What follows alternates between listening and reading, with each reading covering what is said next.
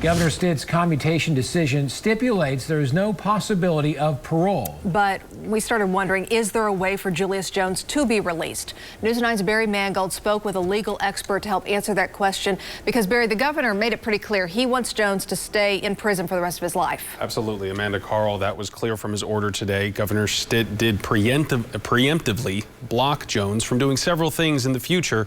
That includes applying for a second commutation or a pardon.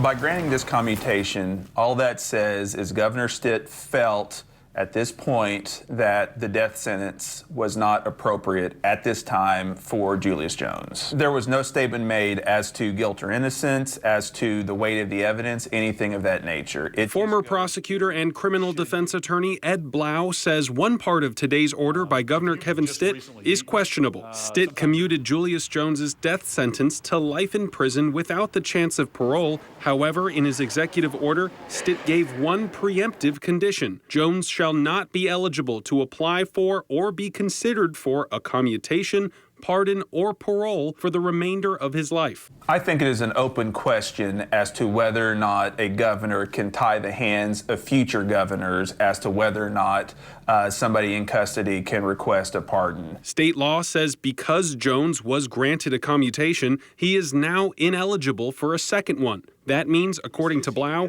it's impossible for Jones to be granted parole.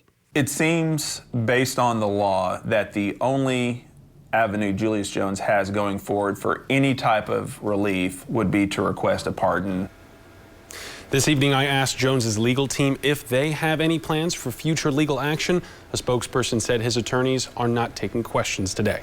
Barry Mangold, Oklahoma's Own, News 9.